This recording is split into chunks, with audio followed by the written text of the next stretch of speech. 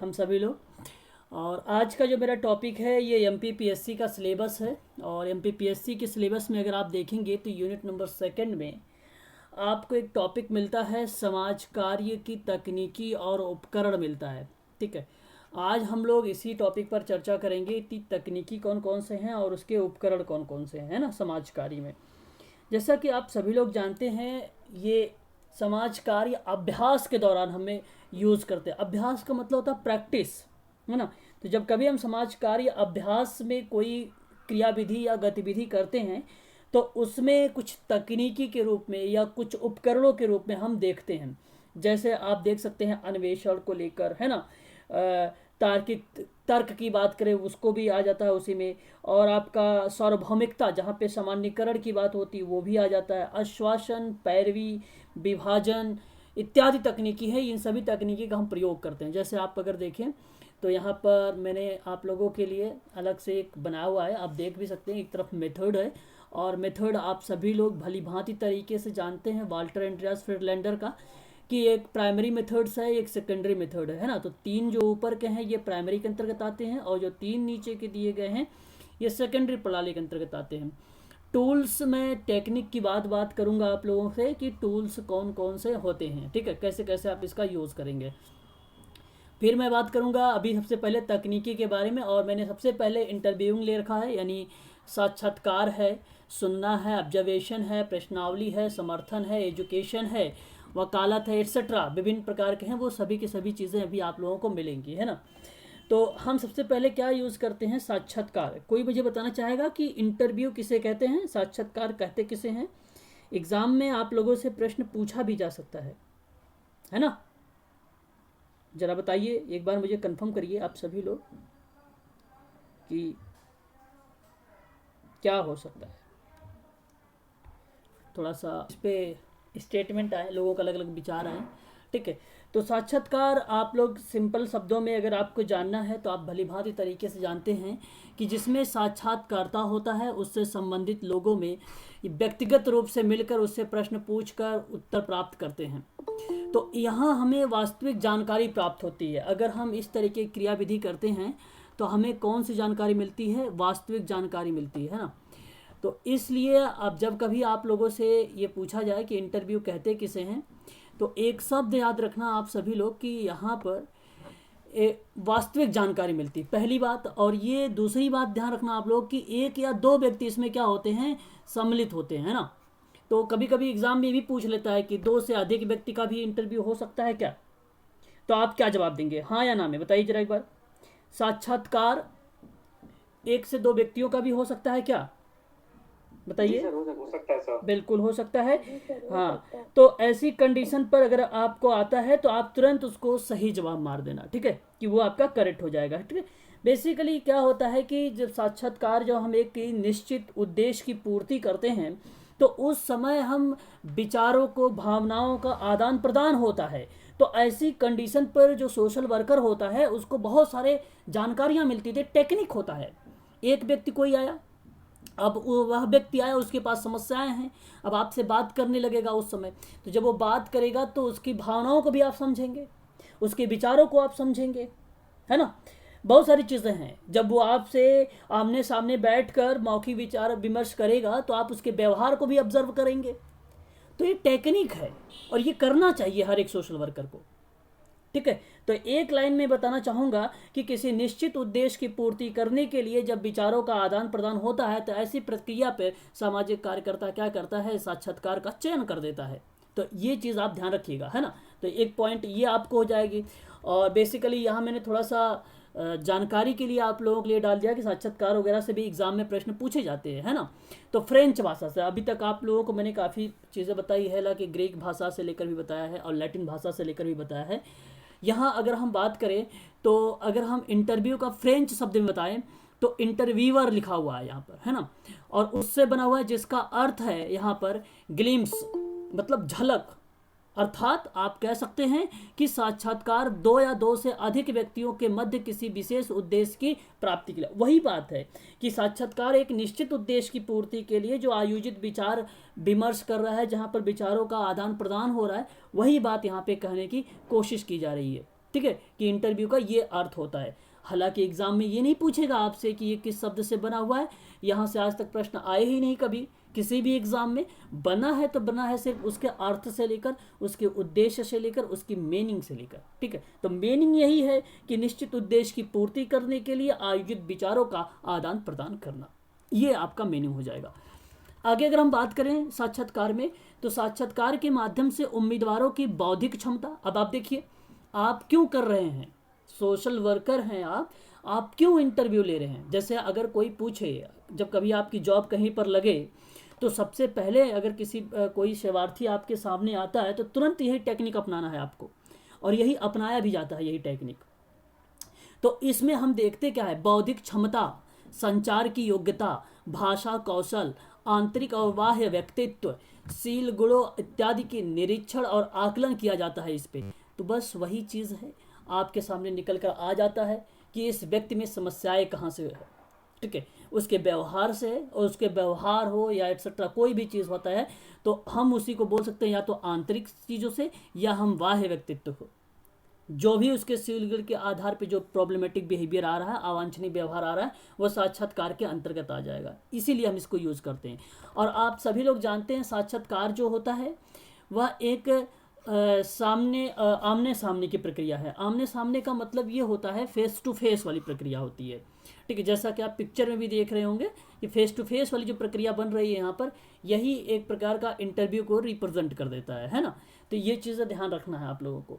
विशेषतः अगर हम बात करें आप लोगों से, जब किसी विशेष उद्देश्य की व्यक्ति की गुणों का मूल्यांकन किया जाए तो वही आपका साक्षात्कार हो जाता है। बाकी मुझे बताने की ज़रूरत ही नहीं है, मैंने बता चुका हूँ आप लोगों को इसमें, है ना। कुछ विद्वानों ने अलग अलग तरीके से अपनी परिभाषा के बारे में जिक्र किया है। जैसे अगर हम बात करें, यहाँ पर एक विद्वान है सिन पाओयंग करके, यहाँ मैं सिर्फ आपको अवधारणा बता रहा हूँ, आपको सिर्फ परिभाषा के माध्यम से साक्षात्कार को स्पष्ट कर रहा हूँ, परिभाषा रट्टा मारने की ज़रूरत यहाँ पर नहीं है आप लोगों को, ठीक है।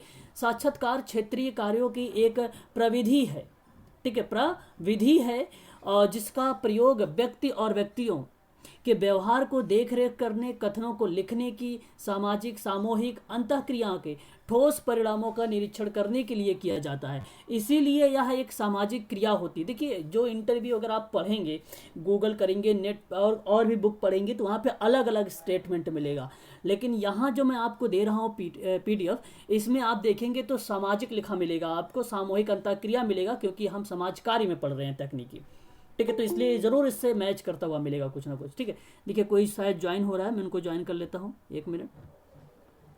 क्या बात समझ में आ रही है आप सबको? एक बार मुझे जरा स्पष्ट कर दीजिए। साक्षात्कार आपको समझ में आ रहा है? अभी तक तो समझ में आ जाना चाहिए, बहुत कोई टफ शब्द नहीं बोला, हाँ बहुत बढ़िया है। तो यहाँ आपको यही समझना है कि सामूहिक हो या सामाजिक अंतःक्रिया के जो भी परिणाम होगा उसका निरीक्षण किया जाता है, यही एक प्रकार का साक्षात्कार होता है। ये सिन पायो यंग ने ये बात बोला था, ठीक है। अब आपको याद नहीं रखना है कि परिभाषा में किसके अकॉर्डिंग कही गई है, ठीक है, इसको याद नहीं रखना, बाकी आपको ये परिभाषा के माध्यम से समझ सकते हैं। एक दूसरी परिभाषा अगर मैं बात करूँ तो गुड्डे एवं हार्ट का नाम आता है, और ये इन्होंने कहा कि साक्षात्कार मूल रूप से, मूल का मतलब आप भली भांति तरीके से जानते भी होंगे, बुनियादी तरीके से हम बोलते हैं, मूल को बुनियादी भी बोला जाता है। रेडिकल, अगर हम मूलभूत की बात करेंगे तो उसकी इंग्लिश रेडिकल सोशल वर्क, ठीक है, मूलभूत समाज कार्य वो आ जाता है, ठीक है। तो बुनियादी रूप से सामाजिक अंतःक्रिया की एक प्रक्रिया है, जाहिर सी बात है ये आपको समझ आ भी गया होगा कि गुड्डे एवं हार्ट अकेले तो कोई हो नहीं सकता, अंतःक्रिया होगी, उसमें प्रश्न बनाए गए होंगे, ठीक है, उसमें कुछ उद्देश्य रखे गए होंगे निश्चित। इसी वजह से जब कोई सामाजिक अंतःक्रिया होती है तो उसे गुड्डे एंड हार्ट ने कहा कि ये साक्षात्कार है। ये क्या है? ये साक्षात्कार है। आगे अगर हम बात करें तो एक और परिभाषा का नाम ले लेते हैं हम लोग, जो है यहाँ पे नागेंद्र नाम होगा, जो है मानेंद्र नहीं होगा, नागेंद्र होगा, है ना, नहीं यहाँ पे मागेंद्र ही है, ठीक है, यही नाम होगा, नागेंद्र नहीं होगा। मानेंद्र जो होगा, मानेंद्र नाथ बसु ये नाम है। एक साक्षात्कार कि कुछ बातों की जो व्यक्ति होते हैं उनके आमने सामने से मिलन के रूप में परिभाषित किया जाता है। बस ये बहुत ही सिंपल परिभाषा में बोला कि साक्षात्कार वो प्रतिक्रिया होती है जहाँ पर व्यक्तियों का आमने सामने का मिलन होता है, उसे हम बोल देते हैं साक्षात्कार करना। तो अलग अलग विद्वानों ने अलग अलग तरीके से परिभाषा, जैसे अगर मैं आप लोगों में से किसी एक व्यक्ति से मिल लेता हूँ या आप सभी से मिलता हूँ फेस टू फेस, तो उस समय हम ये भी बोल सकते हैं कि आज हमारा इंटरव्यू है, ठीक है, हम ऐसे भी बोल सकते हैं। ये मानेंद्र नाथ बसु के अकॉर्डिंग मैं बोल रहा हूँ, ये बात इन्होंने कहा है। तो जैसे अगर कभी ये कोई व्यक्ति बोल देता है कि व्यक्तियों की जो आमने सामने का मिलन की बात अगर मैं कर रहा हूँ, कि मिलने पर जो बात विचार या भावनाओं के बारे में जो जानकारी हमें मिल रही है, तो उसे इंटरव्यू नहीं कहेंगे, ये नहीं हम कह सकते। हम ये ज़रूर कहेंगे कि यह प्रक्रिया एक प्रकार का इंटरव्यू है, एक प्रकार का साक्षात्कार है ना। तो इसे आप भी थोड़ा सा ध्यान रखिएगा।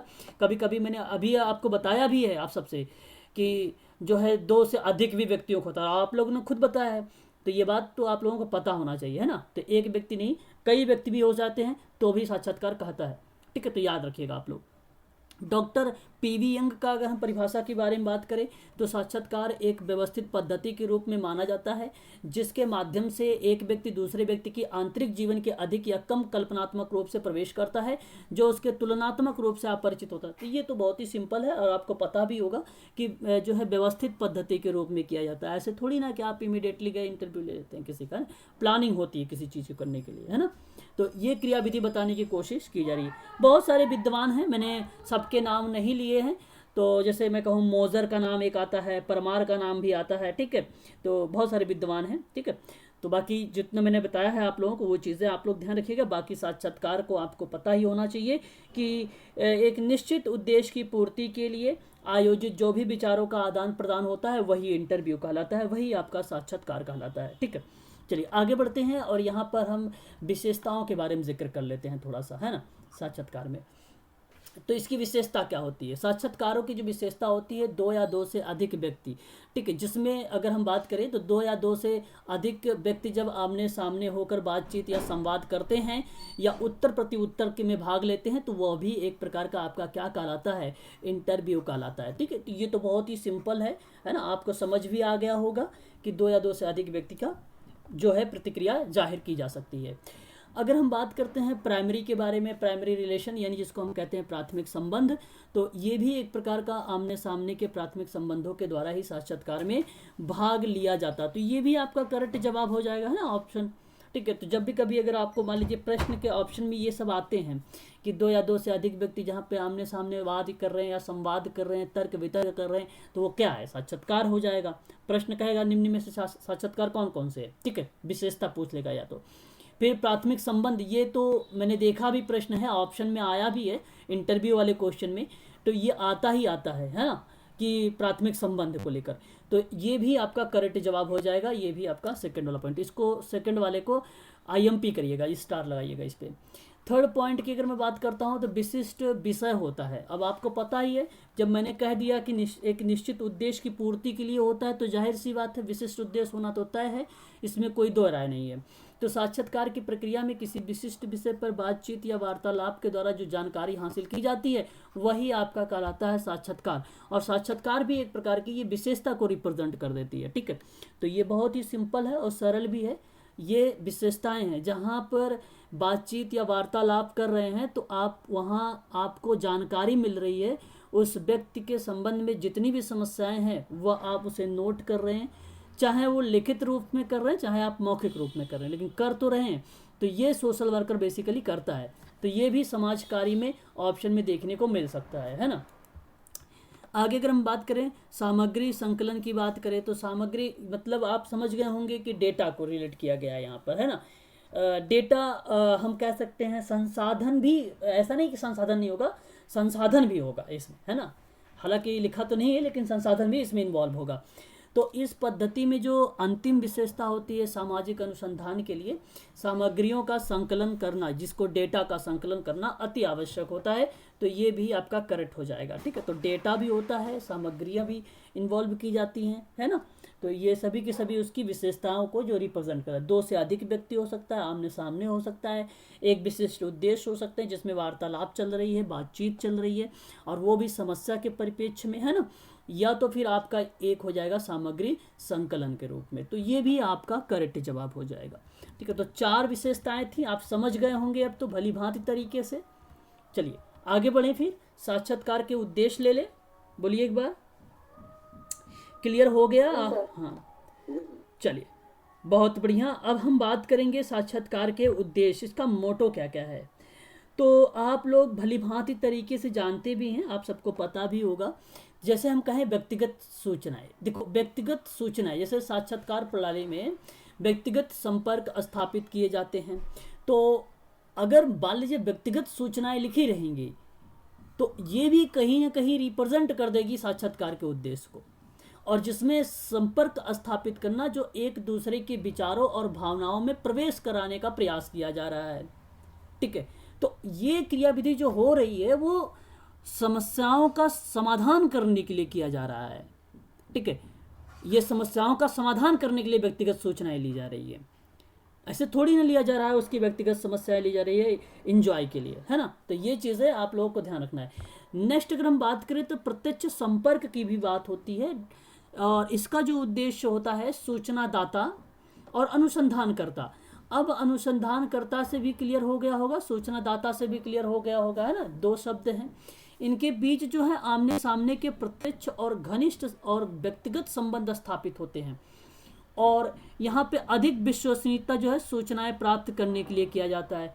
ठीक है, तो ये भी आपका करेक्ट हो जाएगा। ऐसे में जो सोशल वर्कर होता है, जो क्लाइंट होता है, उनके बीच में एक प्रत्यक्ष तरीके से बैठकर बातचीत होती है, और व्यक्तिगत संबंध मतलब एक प्रकार से इस ऐसे संबंध बनाने की कोशिश कि वहाँ से हमें ढेर सारे डेटा मिल जाए, उस व्यक्ति को विश्वास भी हो जाए कि मेरा डेटा जो है यहाँ पे गोपनीय भी रहेगा, और जो मैं डेटा दे रहा हूँ अनुसंधानकर्ता को, उससे मेरी समस्या का समाधान होगा।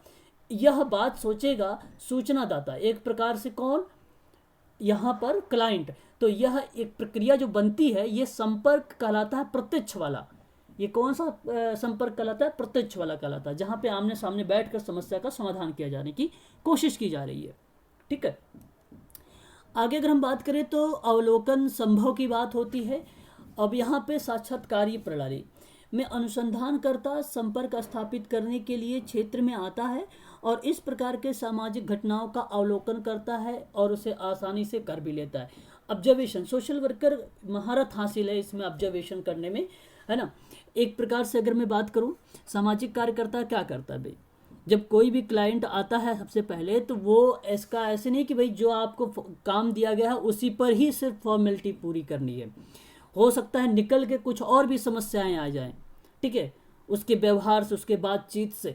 ठीक है, तो वो चीज़ों को आपको थोड़ा सा ऑब्जर्व करना, तो अवलोकन भी संभव होता है ऐसी प्रक्रिया पे अनुसंधानकर्ता के लिए, तो ये करना भी चाहिए। और ये प्रक्रिया जो होती है अवलोकन के लेकर, ये होता है इंटरव्यू में भी। ठीक है, तो याद रखिएगा ये भी प्रक्रिया वहाँ पे चलती रहती है। ठीक है, जब भी आप कभी किसी चीज़ से एक निश्चित उद्देश्य की पूर्ति के लिए जब आप बातचीत करते हैं, विचार विमर्श करते हैं, तो उस दौरान आप अवलोकन भी करते हैं, ऑब्जर्वेशन भी करते हैं।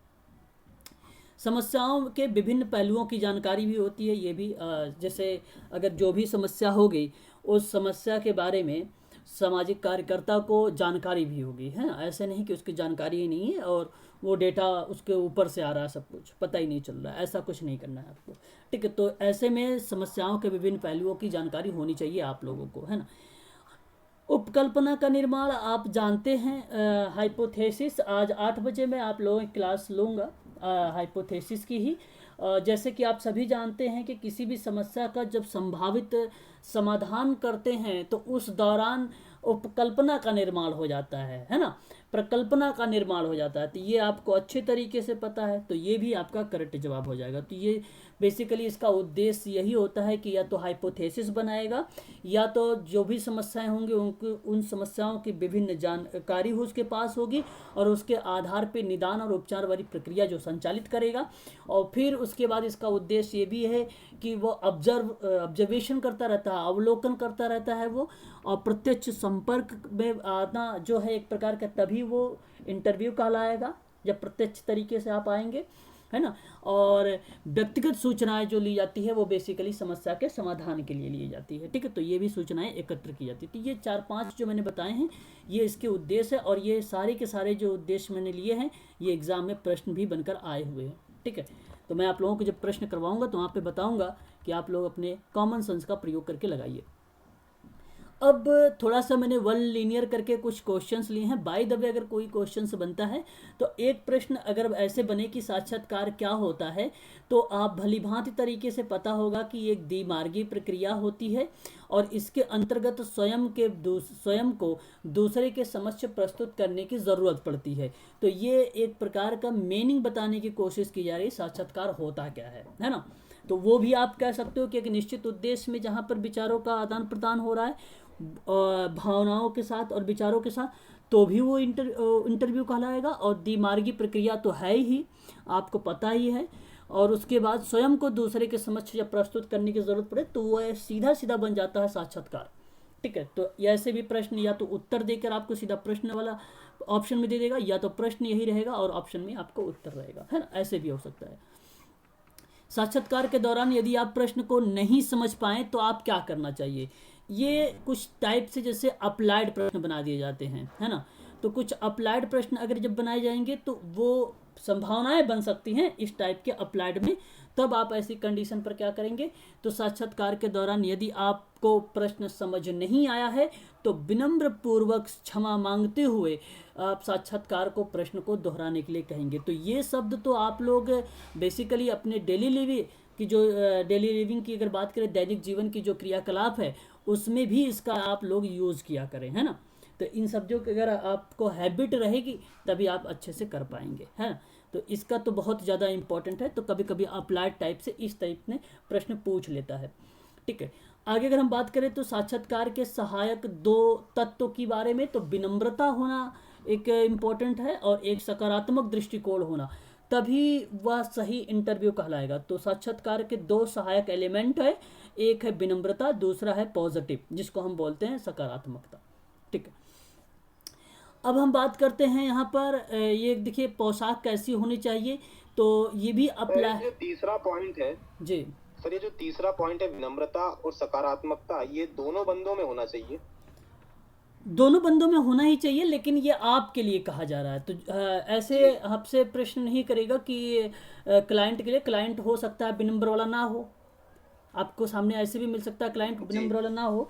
तो ऐसे में आपको प्राथमिकता अपने आप को देना है। साक्षात्कार आप ही का सबसे अहम भूमिका होगी उसमें, है ना। तो आप हाँ उस चीज़ का ध्यान रखें। आगे अगर हम बात करें तो पोशाक कैसी होनी चाहिए, तो ये आजकल का ट्रेंड है भाई कि जैसे कि प्रश्न ऐसे भी बन रहे हैं आजकल में कि बेसिकली देखकर दैनिक जीवन को लेकर, है ना, व्यवहारिकता को देखकर। तो ऐसी कंडीशन पर आपको बताऊं कि साक्षात्कार के दौरान पोशाक का चयन पद के प्रकृति के अनुसार होना। अब देखो प्रकृति के अनुसार, अब इसका मतलब ये नहीं कि आजकल अगर आप चले जाए शहरों में तो बड़े ऊट पटांग वाले ड्रेसेस चल रहे हैं, है ना। हाई फाई सोसाइटी में चले जाएं आपको पता चल जाएगा, दिख जाएगा आपको कि कैसे कैसे ड्रेसेस चल रहे हैं। लेकिन वो ड्रेसेस अलाउ नहीं है आप सबके लिए। आप एज आ सोशल वर्कर हैं, आपने बेड़ा उठाया है समाज को सुधारने के लिए। तो ऐसा कोई आप नकारात्मक वाला बिहेवियर ना करें जिससे समाज में नकारात्मकता फैले, है ना। तो ऐसी कंडीशन पे अगर हम बात करें तो एक प्रोफेशनल तरीके से, है ना, ड्रेसेस का भी आप लोग खास कर ध्यान रखेंगे। तो ये भी कभी कभी प्रश्न बनते हैं अप्लाइड में। तो प्रकृति वाला मैंने यहाँ पे बेसिकली इस वजह से इसको लिया है कि प्रकृति वाला जो ऑप्शन होगा उस ऑप्शन को आप लोग हमेशा टिक मारिएगा, क्योंकि प्रकृति के आधार पे या उसके अनुसार ही होना चाहिए ड्रेसेस, है ना। और ड्रेसेस प्रकृति ये नहीं कहती कि हाई फाई वाली सोसाइटी, प्रकृति में बेसिकली वही चीज़ है जो लोगों जहाँ पे ज़्यादा लोग आपसे प्रभावित हो रहे हैं उन ड्रेसेस के बारे में बात करता हूँ, वो प्रकृति मानती है उसको। 2-3 लोगों की बात नहीं प्रकृति मानती है, ठीक है, सभी लोगों की एकमकता को मानती है, यानी एकता को मानती है। ठीक है, वही चीज़ मैं आपको यहाँ पे बताना चाह रहा हूँ। और अपनाई जाने वाली 2 आवश्यक बातों का ध्यान रखें। जैसे अगर हम बात करें साक्षात्कार के समय आप क्या क्या ध्यान रखेंगे। एक बात तो आप जी सर, जिसमें लिखा है कि पद की प्रकृति पर पोशाक डिपेंड करती है। हाँ, तो मतलब बड़े पद का इंटरव्यू देने जाएंगे तो अच्छी पोशाक, और जैसे प्यून का इंटरव्यू देने जा रहे हैं तो ऐसा अच्छी पोशाक नहीं देने जाना चाहिए। हाँ ये बात जैसे कि अब जाहिर सी बात है जो पियन होगा बेचारा वो कहाँ से कोट पैंट लेगा, वो पहली बात उसके माइंड में होता है, आएगा ही नहीं है। पोशाक के बारे में सर मैं कहना चाहता ड्रेसेस, हूँ हाँ बोलिए।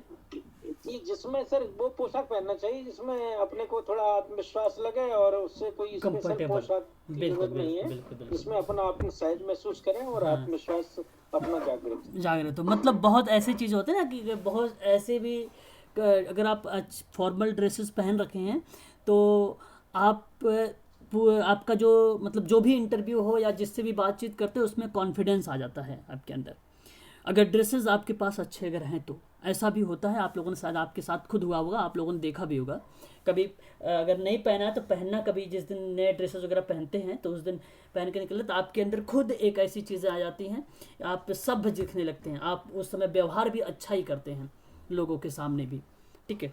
तो ऐसी प्रक्रिया होती है, चाहे कितनों भी अगर मान लीजिए सभ्य व्यक्ति रहे, अगर वो भी अच्छा ड्रेसेस पहन लेता है, फॉर्मल ड्रेसेस पहन लेता है, तो वो भी एक प्रकार के लिए कुछ समय के लिए वो भी पॉजिटिव बिहेवियर ही करता है समाज में, है ना। आपने देखा भी होगा ऐसी प्रक्रिया, है ना। तो इसलिए ड्रेसेस का ध्यान रखेंगे, ठीक है ना। चलिए आगे बढ़ते हैं। यहाँ पर देखिए 2 आवश्यक बातें, एक साक्षात्कार का लक्ष्य और उद्देश्य निर्धारित करें। तो ये तो जाहिर सी बात है, आप लोगों को पता ही होना चाहिए, इंटरव्यू इसीलिए हो रहा है, ठीक है, लक्ष्य और उद्देश्य को निर्धारित करने के लिए ही, आवश्यकताओं की पूर्ति करने के लिए ही। और नेक्स्ट कहता है कि आवश्यकताओं साक्षात्कार के कमरे में प्रवेश करते समय अनुमति लेकर प्रवेश करें। अच्छा, ये तो आप लोगों ने देखा ही होगा, आप लोगों ने खुद किया भी होगा। बहुत लोग ऐसे भी होते हैं ना कि बैंक कमीन ना बोलकर सीधा हाल जाते हैं अंदर कमरे में, और बैठने के लिए नहीं बोलते हैं कि क्या मैं बैठूं, और वो बैठ भी जाते हैं चेयर, क्योंकि जानते हैं कि चेयर मेरे लिए ही है ना। तो पूछ कर इस तरह की क्रियाविधि आप लोग करें। तो ये सिंपल बातें हैं, जैसा कि आप लोग यूज़ भी कर चुके होंगे आप सभी लोग, है ना। तो ये था पहला मैंने टेक्निक बताया। दूसरी टेक्निक के बारे में बात करेंगे, थोड़ा फास्ट चलेंगे और मुझे टेक्निक समाप्त करना है आज। तो सुनने का कौशल की बात करें अगर हम, तो यहाँ पर देखना, बोलना, सुनना, ठीक है। तो बेसिकली आपने एक नाम सुना होगा LSRW। किसी ने सुना है LSRW? Listening, speaking, reading, writing. सुना है किसी ने? जी सर, जी सर। मारिया मॉन्टेसरी ने सबसे पहले एक शब्द दिया था, इसने बोला था LSRW से के माध्यम से हम बच्चों के अंदर जो है भाषा का विकास कर सकते हैं। तो भाषा विकास करने के साथ साथ इन्होंने कहा कि लैंग्वेज पर भी हम काम करेंगे जब उस व्यक्ति का LSRW सही क्रम में होगा तब। तो ध्यान रखना आप लोग, अगर कोई व्यक्ति आता है तो सबसे पहले अगर प्रश्न पूछता है कि अगर एक सेवार्थी को या एक बच्चे को सबसे पहले हमें पढ़ना सिखाना चाहिए कि उसे लिखना सिखाना चाहिए, तो ऐसी कंडीशन पर आप लोग क्या जवाब देंगे उस बच्चे को? बताओ, पढ़ना सिखाओगे कि लिखना सिखाओगे? आपके घर में बच्चे भी होंगे छोटे छोटे, आप लोग उस बच्चों को बताइए क्या करना सिखाते हैं, पढ़ना सिखाते हैं, लिखना सिखाते हैं? पढ़ना सर, पढ़ना। हाँ, तो ऐसे प्रश्नों को आप अपने दैनिक जीवन के क्रियाकलाप को जब सोच कर करेंगे तो आपका तुरंत जवाब होगा पढ़ना, यही आपका सही जवाब होगा। तो ये प्रश्न भी CTET central teacher eligibility test वाले में प्रश्न आया हुआ था, ये इसका सही जवाब था आरही, रीडिंग, ठीक है। तो ऐसे में अगर हम बात करें तो सुनना कहने का मतलब हुआ ये कि सामाजिक कार्यकर्ता को एक्टिव हो रहना है। ये नहीं कि अब आप इंटरव्यू लेने चल गए हैं और वहाँ पर आपको कुछ और बातें समझ में आ रही है, कुछ और सोच रहे हैं, घर की प्रॉब्लम सोच रहे हैं, ठीक है, घर की ये दिक्कतें हैं, और चले गए हैं आप किसी सेवार्थी का इंटरव्यू ले रहे, तो वो आपका क्या हो जाएगा, खराब हो जाएगा। तो ऐसी प्रक्रिया में सुनना जो प्रतिक्रिया है एक प्रकार का, ये टेक्निक है, तो सक्रिय रहना। इसीलिए मैं आप लोगों से खुद कहता हूँ ग्रुप में एक्टिव रहा करो। और ग्रुप में बहुत कम बच्चे, देखो जब मैं क्वेश्चन आंसरिंग करता हूँ तो वहाँ पे आप लोग बहुत कम लोग ही जवाब देते हैं, सक्रिय नहीं रहते हैं आप सभी लोग। तो सक्रिय रहना बहुत ज़्यादा ज़रूरी है। और अगर अभी से आप लोग अपनी हैबिट नहीं बनाएंगे तो जाहिर सी बात है आप सबके लिए वो सकारात्मक साबित नहीं होगा, नकारात्मकता ही साबित होगी आप सबको, है ना। तो हैबिट बनाए रखिए आप सभी लोग। और ये बात अच्छी तरीके से पता होगा, इवान पैट्रिक पावलोव ने बताया भी है कि हैबिट से बहुत सारी चीज़ें से क्या हो सकता है, डेवलप होती है, पॉजिटिव चीज़ें, ठीक है। आगे अगर हम बात करें तो ये सभी स्वाभाविक क्रियाएं हैं, और आपको ये भी पता होना चाहिए ये सभी की सभी, जैसे देखना, सुनना, बोलना, जो प्रतिक्रियाएं हैं ये एक स्वाभाविक क्रियाएं हैं, ठीक है। तो ये भी आप ध्यान रखिएगा, कभी कभी ऑप्शन में स्वाभाविक क्रियाओं को लेकर पूछा जा सकता है ना, कि कौन कौन से स्वाभाविक क्रियाएं होती हैं। तो जब मिलता है तो आप इस चीज़ों को भी रिलेट कर सकते हो, वहाँ पर इनको रिलेट करके सोचेंगे तो आप इजीली कर भी लेंगे। आगे अगर हम बात करें तो इनकी तुलना करने में कुछ रोचक बातें सामने आती हैं। देखने का काम आँख करती है, ठीक है, आपको अच्छे तरीके से पता है ना। सुनने का काम कान करता है। फीलिंग का काम कौन करता है, बताइए? स्किन, है ना। स्किन। स्मेल का काम कौन करता है, नोज, है ना। तो ये जो 5 वो अपनी है इंद्रियां, ये सभी की सभी जो है अलग अलग एक्टिविटी, अलग अलग काम में जो है यूज़ की जाती है ना, यूज़ में लाई जाती है। तो इसको आप लोग भी थोड़ा सा ध्यान रखिएगा। और यहाँ पर अगर आप देखिए लिखा हुआ है कि इस समायोजन का विकास जो है मॉन्टेसरी ने नर्सरी की शिक्षा को शामिल करते हुए बोला था। तो मैंने अभी शुरुआत में भी बोला भी है। और इंद्रियों की शिक्षा के लिए मॉन्टेसरी ने शिक्षण शास्त्र में महत्वपूर्ण माना है इसको, ठीक है, शिक्षण शास्त्र में, ठीक है, जहाँ पर पैडागोजी के बारे में आप लोगों ने सुना भी होगा, पैडागोजी शब्द, है ना। तो ये प्रतिक्रियाएं देखने को हमें मिलती है। आगे अगर हम बात करते हैं तो सुनने में निहित है क्षमताओं की बारीकी से देखें और कम से कम 3 क्रियाओं को अलग अलग पहचाना जा सकता है। सुनने की प्रतिक्रिया में कुछ बातें कही जा रही हैं जो कि इम्पोर्टेंट है आप सबको।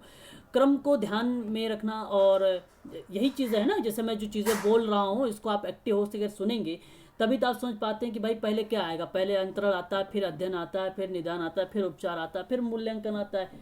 और जब आप मेरी बात को ही ध्यान से नहीं सुनेंगे तो फिर क्रम कहाँ से आपको पता रहेगा, है कि नहीं। तो इसलिए क्रम का ध्यान रखें, अर्थात आगे बढ़ते हुए पीछे निकल गई बातों को संभाल कर रखना। मतलब वही चीज़ें हैं कि जो चीज़ें आपसे सेवार्थी बता रहा है उसको बहुत केयरफुली, बहुत ही ध्यानपूर्वक सुनना है, ताकि आप उसकी बातों को सही तरीके से सिचुएशन से रख सकें, है ना, कि समस्याओं को किस तरीके से बता रहा है। हो सकता है वो ऊपर नीचे कर दे, तो भी आप इतना ध्यान से सुनिए कि अपने माइंड में वो चीज़ें लगा दीजिए कि यहाँ पर वहाँ पर जो ये बातें जो यहाँ पे बोल रहा है ये बातें पहले आनी चाहिए, आप वहाँ पर पुट कर दीजिए। सेवार्थी थोड़ी ना वो बताएगा आपसे क्रम से, है ना, वो चीज़ें होती है। अगर आप ही लोग आपस में बात करेंगे तो कभी कभी कोई लोग, अगर मैं पूछता हूँ कोई बातें तो आप लोगों का क्रम नहीं आता है, तो मैं उम्मीद नहीं रखता कि भाई आप लोगों से क्रम आता है पूरा। कोई कोई दे देता है सही क्रम से, और मैं मुझसे जो आप लोग उम्मीद करते हैं वो क्रम उम्मीद करते हैं, तो इसलिए मैं आइडिया लगा लेता हूँ कि भाई यहाँ ये नहीं, ये ऐसे होना चाहिए। ठीक उसी प्रकार से एक सामाजिक कार्यकर्ता भी क्लाइंट के साथ ऐसे ही प्रतिक्रिया करता है, ठीक है। अर्थ की रचना करना, तो जाहिर सी बात है, यानी अगर हम आपसे बात करें यहाँ पर अर्थ की रचना में, तो सामाजिक कार्यकर्ता क्या करता है, उसकी मीनिंग भी समझता चलता है साथ साथ। इसका मतलब ये नहीं कि उसका मीनिंग ना समझे, तो सामाजिक कार्यकर्ता क्या करता है, मीनिंग को भी समझता है, जो भी बोलता है क्लाइंट बातों को उसको एक्वायर करता है, अर्जित करता है, और अर्जित करके उसको सिचुएशन में लगाकर उसकी निदान की प्रक्रिया की तरफ लेके जाता है उसे, ठीक है, उसे उपचार की प्रक्रिया को और लेके जाता है। तो यह एक प्रकार का सुनना की प्रतिक्रिया हो जाएगी। सुनना का मतलब होता है श्रवण, है ना, और श्रवण आप जानते ही होंगे, कानों के द्वारा सुनना, ठीक है। इसका अर्थ होता है बेसिकली, यहाँ से थोड़ा सा मैंने डीप में ले लिया है, अलग अलग चीज़ें आप देख सकते हैं यहाँ पर। कहा जा रहा है कि इस प्रक्रिया में किसी दूसरे व्यक्ति के द्वारा कही गई बातों को सुनते हैं और उनका भाव ग्रहण करते हैं, तो ये भी इम्पोर्टेंट ही है, ऐसा नहीं कि इम्पोर्टेंट नहीं है। यह शिक्षा के आदान प्रदान का एक महत्वपूर्ण भाग है और इसमें व्यक्ति कविता, कहानी, भाषण, वाद विवाद, वार्तालाप आदि ज्ञान सुनकर प्राप्त करता है और उसका अर्थ ग्रहण करता है। तो ये भी एक प्रकार का सुनने की प्रतिक्रिया में आ जाएगा, है ना। तो ये भी आपका करेक्ट जवाब हो जाएगा फिर, ठीक है। तो ये हो जाएगा आपका। और आगे फिर आपको दिया हुआ है श्रवण में, सुनने में, और कहा जा रहा है कि श्रवण के माध्यम से छात्र जो है शब्दों का सही उच्चारण सीखता भी है। आप अच्छे तरीके से जानते भी हैं ये बातें। तो जब व्यक्ति, यहाँ पर व्यक्ति होगा, किसी शब्द को सुनता है या समझता है तभी वह उस शब्द का संबंधित या उस शब्द से संबंधित सही अर्थ भी समझ पाएगा। जब आप किसी बात को अच्छे से सुनेंगे, समझेंगे क्लाइंट की, तभी तो आप उसका अर्थ निकाल पाएंगे, तभी तो आप उसका निदान और उपचार कर पाएंगे, अदरवाइज कहाँ कर पाएंगे आप। तो इसलिए सुनना बहुत ज़्यादा जरूरी है। ये भी टेक्निक है, ये इसका यूज़ करना चाहिए आप सभी को। आगे हम बात करते हैं अवलोकन को, ऑब्जर्वेशन जिसको कहते हैं, ये भी एक प्रकार की टेक्निक है। और अवलोकन पद्धति का प्रयोग अति प्राचीन काल से होने के कारण, अच्छा देखिए यहाँ अगर हम बात करें अवलोकन, तो अवलोकन ये अभी की समय नहीं, अभी नहीं यूज़ किया जा रहा है, कि मतलब आज के ही समय में यूज़ किया जा रहा है। ऑब्जर्वेशन जो है वो बहुत पुराना है, ठीक है, प्राचीन काल से होता हुआ चला आ रहा है, ठीक है। तो उसी समय में अगर हम बात करें, जहोड़ा एवं कुक एक नाम है, मोजर इसे जो है वैज्ञानिक शोध के रूप में भी बोला है, ठीक है, मोजर ने। और अगर हम बात करें जहोड़ा के बारे में और कुक के बारे में, इन्होंने भी अवलोकन के बारे में बोला है। और इन्होंने कहा कि अवलोकन एक केवल दैनिक जीवन की नहीं, अत्यधिक व्यापक क्रिया मात्र नहीं, यह बल्कि वैज्ञानिक ज्ञान का एक प्राथमिक यंत्र है, ठीक है। तो जहोड़ा ने क्या बोला कि अवलोकन केवल दैनिक जीवन का नहीं, ठीक है, दैनिक जीवन में ही अगर जो अत्यधिक व्यापक क्रियाविधि आप कर रहे हैं तो इसका मतलब ये नहीं कि आप वहाँ पर अवलोकन हो जाएगा। तो ऐसी प्रतिक्रिया में इन्होंने कहा कि वैज्ञानिक जांच हो रही है, ये आप जो ऑब्जर्वेशन कर रहे हैं, जो बिहेवियर कर रहा है, जैसे जो है आँख और हाथ का समन्वय, ठीक है, समझ रहे हैं, आइज एंड हैंड का जो कोऑर्डिनेशन है, वो कोऑर्डिनेशन, ये ऑब्जर्वेशन करना, इसकी प्रतिक्रिया बेसिकली कौन कर रहा है? सामाजिक कार्यकर्ता करता है। और ये क्रिया विधि जो होती है वैज्ञानिक ज्ञान पर आधारित होती है। तो ये प्राथमिक एक यंत्र होता है अवलोकन। अभी और क्लियर हो जाएगा आपको अवलोकन क्या होता है। अवलोकन का यहाँ मैंने आशय दिया है। आशय का मतलब होता है अर्थ, मतलब, और आप ये भी कह सकते हैं तात्पर्य। तो आंखों से देखना, ठीक है, अवलोकन। तो इस प्रकार का अवलोकन वह प्रणाली है जहां पर अवलोकनकर्ता का मतलब आप स्वयं घटना स्थल पर जाकर अपनी आंखों से उन घटनाओं को देखकर और जानकारी प्राप्त करते हैं, वह कहलाता है अवलोकन। तो कभी कभी अगर कोई सेवार्थी आपके पास या आपके सेंटर पे आ जाता है, संस्थान पे, तो वहाँ आप सारी चीज़ें ऑब्जर्व नहीं कर पाते हैं। कि यहाँ हो सकता है कि सेवार्थी आपके सामने अच्छा व्यवहार कर रहा हो और घर पे वो असामाजिक व्यवहार कर रहा हो, अवांछनीय व्यवहार कर रहा हो, तो ऐसे में सामाजिक कार्यकर्ता उसके घर पर भी जाकर बातचीत करता है परिवार से, तो वहाँ उसको मिलता है अवलोकन, और अवलोकन के माध्यम से वो जानता है उस सेवार्थी में क्या क्या समस्याएं हैं। तो ये सभी की सभी प्रतिक्रियाएं जो हैं बेसिकली हमें देखने को मिल जाती है। चलिए आगे हम बात करते हैं अवलोकन के बाद कुछ परिभाषाओं के बारे में। और यहाँ पर कहा जा रहा है कि ये टेक्निक मोशर महोदय कहते हैं कि अवलोकन एक स्पष्ट रूप से वैज्ञानिक अन्वेषण। अच्छा, अन्वेषण का मतलब होता है खोज, आपको पता है, और वैज्ञानिक अन्वेषण की एक शास्त्रीय विधि होती है। हम इसे कह सकते हैं कि यह अवलोकन है। अवलोकन मोजर कहते हैं कि अवलोकन का जो है सुंदर ढंग से वैज्ञानिक जांच पड़ताल पद्धति कही जाती है, जहां पे ठोस अर्थों में अवलोकन में कानों और वाणी का अपेक्षा आंखों का प्रयोग। मैंने अभी एक चीज़ बताया ना कि कभी कभी ऐसी कंडीशन पर भी आइज एंड हैंड का कोऑर्डिनेशन के बारे में बात मैं कर रहा था। तो ऐसे में हम ऑब्जर्व करते हैं, देख के बता सकते हैं। घबराहट हो रही है, बार बार वो पलके झुका रहा है, इधर उधर देख रहा है, सिर पे हाथ फेर रहा है या गर्दन को घुमा रहा है, बात करते समय हम ये ऑब्जर्व करते हैं। यही क्रिया विधि होती है अवलोकन के दौरान, ठीक है, यही बात कह रहे हैं मोजर महोदय।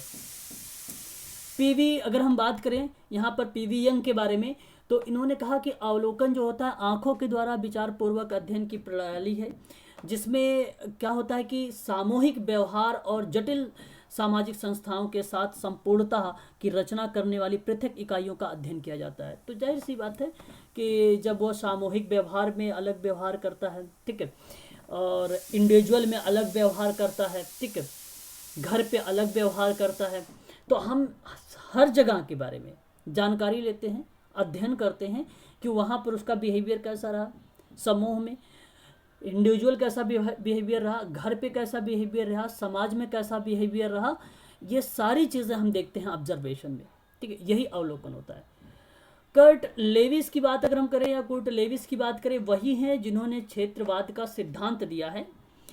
इन्होंने कहा है कि सभी प्रकार का अवलोकन अनंतः विशेष घटना के विशेष रूप में वर्गीकरण होता है और वैज्ञानिक विश्वसनीयता सही प्रत्यक्षीकरण और वर्गीकरण पर आधारित होता है, ठीक है। तो ये भी परिभाषा इजी थी, लेकिन आप लोगों को ध्यान ये रखना है, देखकर जो क्रिया विधि होती है, जो भी चीज़ें आप करते हैं, वह कहलाता है आपका ऑब्जर्वेशन, यानी अवलोकन कहलाता है। बस इतनी बातें आप सभी लोगों को ध्यान में रखना होगा। ओके, चलिए आगे बढ़ते हैं,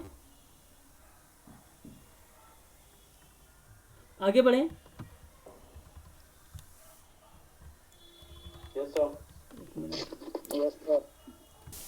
आगे अगर हम बात करें तो इसकी कुछ विशेषताएं हैं अवलोकन में, और अवलोकन की विशेषताएं जैसे एक प्रत्यक्ष पद्धति है, ठीक है, अवलोकन प्रत्यक्ष पद्धति। अच्छा, अब यहाँ पर आप ये ना सोचें कि जब अवलोकन की पद्धति हो रही है तो ऐसे में प्रत्यक्ष ही होगा। कभी कभी आपके पास अगर कोई लिखा हुआ चीज़ मिल जाता है, रिटन में लिखित चीज़ें मिल जाती हैं, तो उसको पढ़कर आप भी ऑब्जर्व लगा लेते। जैसे आपने मूवी वगैरह में देखा होगा, स्टोरी वगैरह सुनते हैं, तो आप आइडिया लगा लेते हैं कि भाई इसके बाद ये घटनाएं घटित हो सकती हैं। जैसे मान लीजिए अभी आपने क्रिकेट के बारे में थोड़ा सा मैं अगर बात करूं, तो आपने ये देखो इंडिया हो सकता है सेमीफाइनल से बाहर हो जाए, लेकिन आपने ऑब्जर्व किया है ये बातें। अगर हो सकता है अफगानिस्तान जीत जाए तो भी वो पहुंच जाएगी सेमीफाइनल में। तो ये एक ऑब्जर्व करने वाली क्रिया विधि हो रही है। ये अवलोकन कभी कभी क्या होते हैं, अप्रत्यक्ष भी होते हैं। ज़रूरी ये नहीं केवल प्रत्यक्ष ही पद्धति होगी। आपने जो आइडिया या गेस करके जो चीज़ें लगा रहे हैं सामाजिक शोध की प्रतिक्रिया में आ जाती है वो बातें, लेकिन ये अवलोकन पद्धति में जब देखेंगे तो ये प्रत्यक्ष और अप्रत्यक्ष दोनों हो सकता है। अब एग्जाम में आपसे ऐसे नहीं मिलेगा कि भाई प्रत्यक्ष है और दूसरा ऑप्शन मिल जाए अप्रत्यक्ष है, ऐसे नहीं मिलने वाला आप लोगों से, ठीक है। तो ध्यान रखिएगा, दोनों प्रतिक्रिया देखने को हमें मिल जाती है, प्रत्यक्ष भी और अप्रत्यक्ष भी। दूसरी अगर हम बात करें यहाँ पे सूक्ष्म, अच्छा सूक्ष्म का मतलब होता है फाइन। फाइन आप कह सकते हो बहुत बारीक, यानी एक प्रकार से या तो आप उसे माइक्रो बोल सकते हो।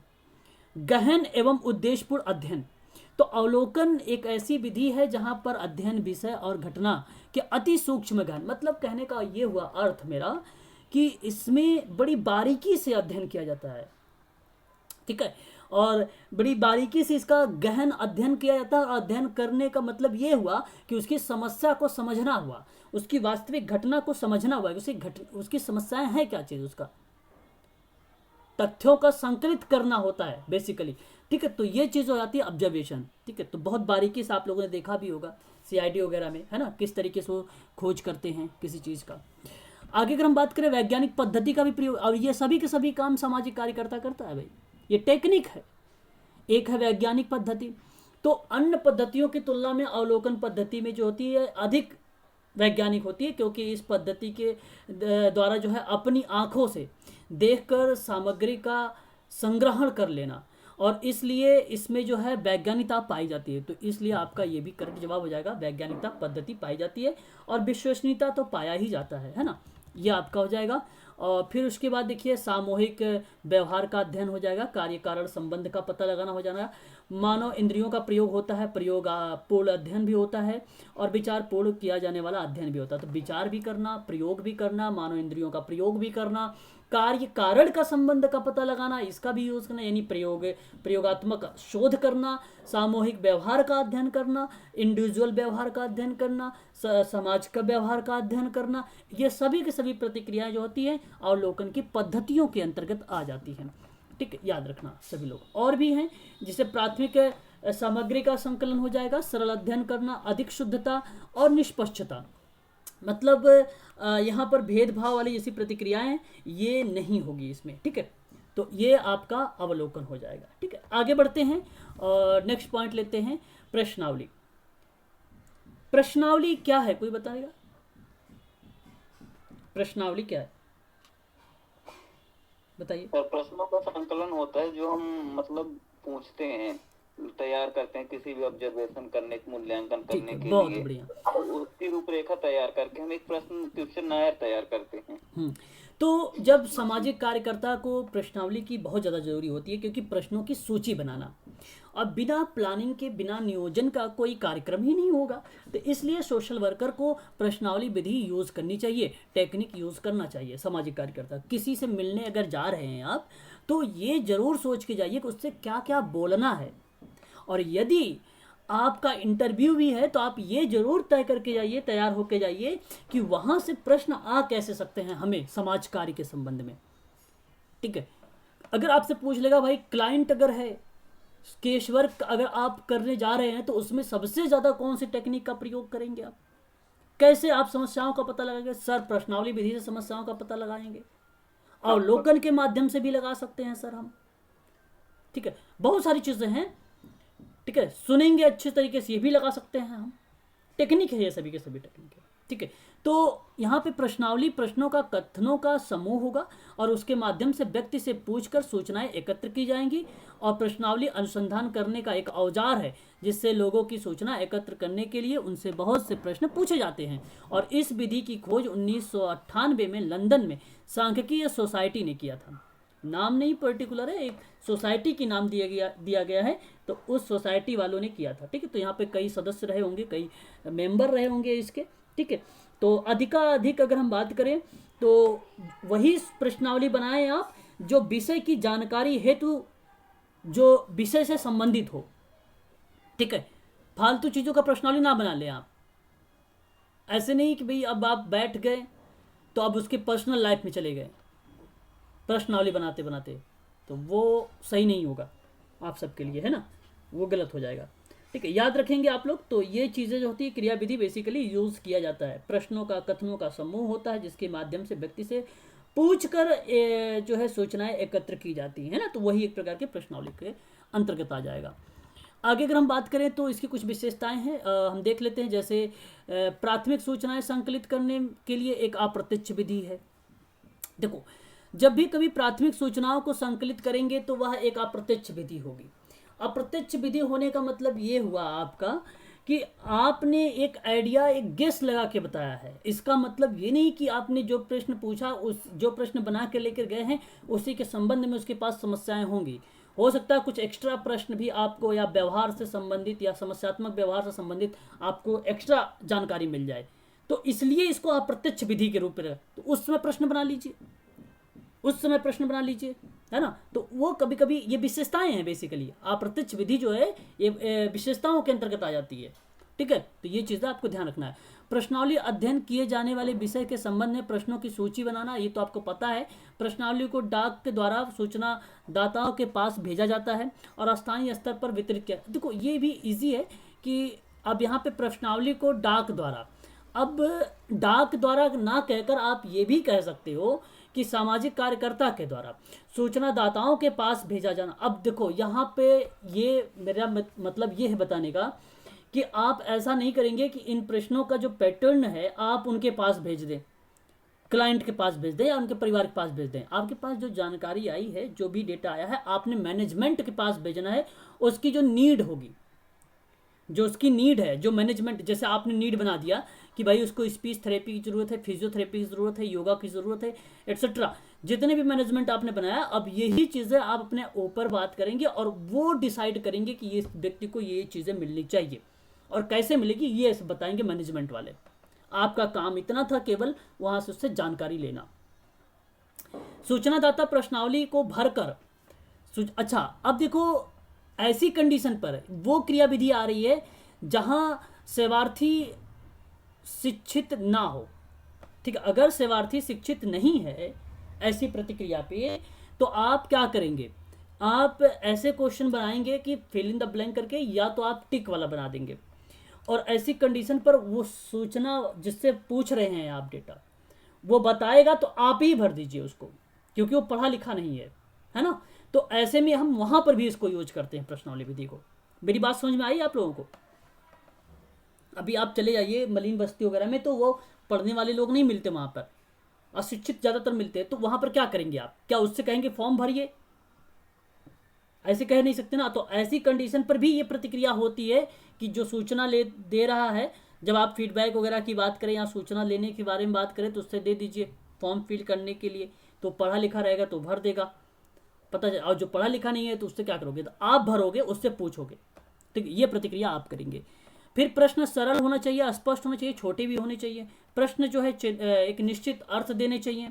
प्रश्नों की श्रृंखला जो होगी, संख्या जो होगी अधिकतम, मतलब संख्या कहने का मतलब ये, अधिक प्रश्न ना रखें आप, कम प्रश्न रखें, तभी हम पता कर पाएंगे कि वो व्यक्ति आज क्या सीखा है। ठीक है, सीखने के परिप्रेक्ष्य में आपको बताना है, वो वहाँ पढ़ाने नहीं गए हैं आप लोग। ठीक है, कि ढेर सारे प्रश्न बना के चले। ठीक है, आगे बात करते हैं। यदि संभव हो तो प्रश्न का उत्तर हाँ या ना में होना। देखो, मैंने अभी एक शुरुआत में बोला भी था, या तो फिलिंग द ब्लैंक कर दीजिए या तो टिक मार्क वाला कर लीजिए। ठीक है, तो फिर यहाँ पे हाँ या ना वाला जो बात मैं कर रहा हूँ वही टिक मार्क वाला है, वही है। तो ये बेसिकली ज़्यादातर पूछा भी गया है प्रश्न में, कैसे प्रश्नावली में विशेषता के बारे में बात करता है जब कभी, तो ये जरूर ऑप्शन में आता है, ये वाली पॉइंट। ठीक है, इसे आप ध्यान रखिएगा। प्रश्नों का चुनाव ऐसा ही हो इच्छित सूचना स्पष्ट करने को प्राप्त की जा सके, ये भी हो जाता है। अस्पष्ट और दुरूह एवं विषय को हटकर प्रश्न नहीं पूछो। अब जाहिर सी बात है, अब आप पूछ रहे हैं सोशल वर्क में उसके व्यवहार से संबंधित, और चले गए मैथ में, बताइए जरा भाई साइन थीटा का वैल्यू कितनी होती है 30 है, तो वो तो खराब हो जाएगा फिर मैटर, है ना। तो ऐसी कंडीशन पे ये नहीं होना चाहिए। आगे अगर हम बात करें तो ऐसे प्रश्नों की रचना की जानी चाहिए जिसमें जो है अभिमति की संभावना ना हो। अभिमति का मतलब क्या होता है, कोई बताना चाहेगा मुझे? अभिमति बताइए जरा। अभिमति सर, जिसमें अपने मत की आवश्यकता पड़े, उस क्वेश्चन का जवाब सामने वाला ही, उसके मतलब उत्तर से ही सारी चीजें क्लियर हो जाए, हमको हमारा मत ना लगाना पड़े। ओके, ठीक है, बहुत बढ़िया। और भी कोई?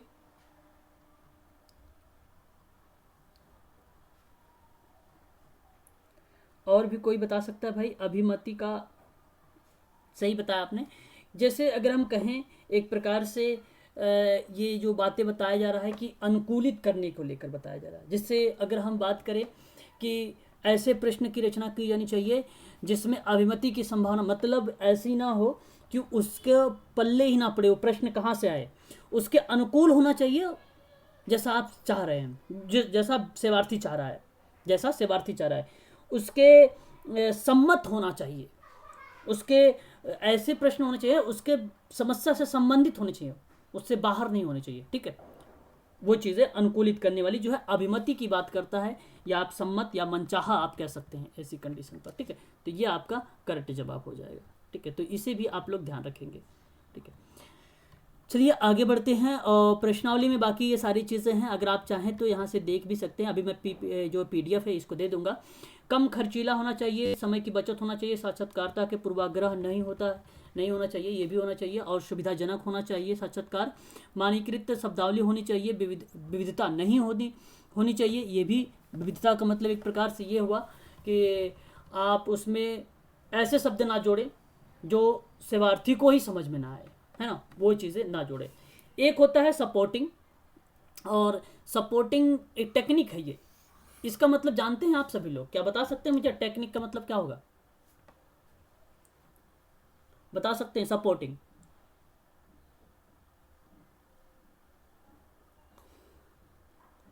सपोर्टिंग का मतलब होता है एक प्रकार से, अगर हम बात करें, समर्थन। नहीं कहते भाई सपोर्ट करो, बोलते हो ना आप लोग? तो ऐसे में अगर हम बात करें तो जैसे रोगी के प्रति समर्थन, स्वीकृति और स्नेह का प्रदर्शन, परिणाम प्राप्त करने के लिए रोगी के साथ मिलकर काम करने पर जोर। अच्छा, रोगी का मतलब यहाँ पर क्लाइंट है ना।